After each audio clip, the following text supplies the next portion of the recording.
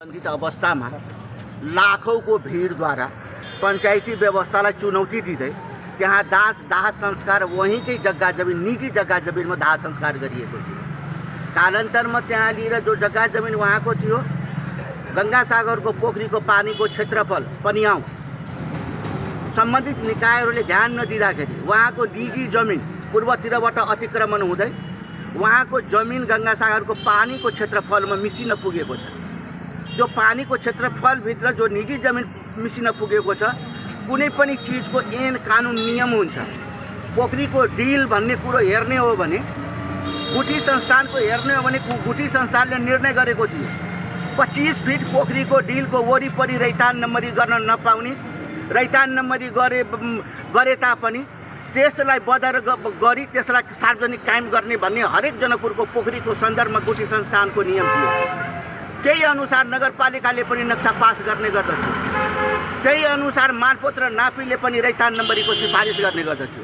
तर कालान्तरमा गुठीको केन्द्रीय गुठी समिति राजनीतिक दलहरूको प्रभावमा परेर 25 फिट जनकपुरको पोखरीहरूको डिलहरूलाई जुन कायम गर्नुपर्ने थियो त्यो डिललाई कायम नगरिकन 53 सालमा गएर 25 फिटलाई 15 फिटमा गुठीको बोर्डले निर्णय गरेको छ।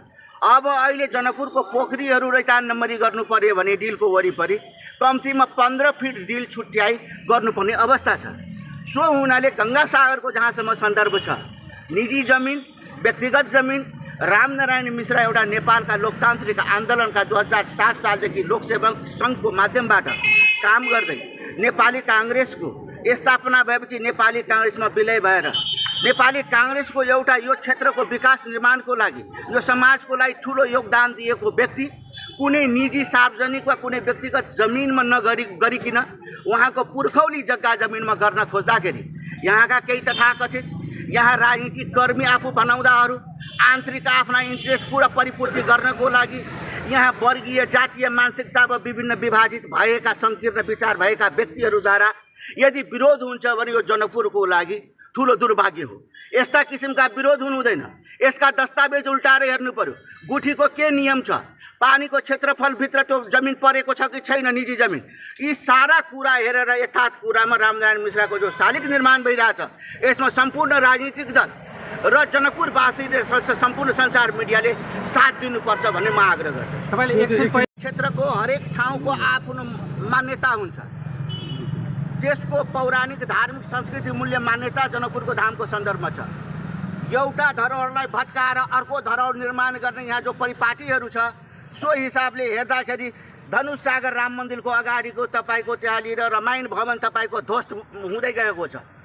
धनुष सागरको जो पौराणिक सम्पदा हो त्यसको स्वरूपलाई तहस नहस पारेर नयाँ मठ मन्दिरहरू निर्माण भएका छन्। क्लबहरू त्यहाँ लिएर मतलब सञ्चालन गरिएका छन्। रातारात धनुसागर र गंगासागरमा माछाहरू मारिन्छ। त्यो प्रशासनिक निकायहरूमा सप्लाई हुने गर्दछ। तपाईको रामबाग, लक्ष्मणबाग, सीताबाग, हनुमान बागहरू सबै व्यक्तिगत निजी नाममा निजीकरण गरिएका छ। रामसागरको जमिन अतिक्रमण गरिएको छ। शहरी नापीले जो रामसागरको जो क्षेत्रफल हो 25-26 सालको जो सर्वे हो त्यो सर्वे अनुसार नक्सा पास गरिकन मतलब जुन बनाउनु पर्ने हो त्यो रामसागरलाई बनाएको छैन। गुठी अधीनस्थ भएका पोखरीहरू व्यक्तिगत नामहरूमा मान्छेले ठेक्का पट्टा लगाएर खाइरहेका छन्। कतिपय नगरपालिकाले ठेक्का गुठीको जमिनहरू लिएका छन्।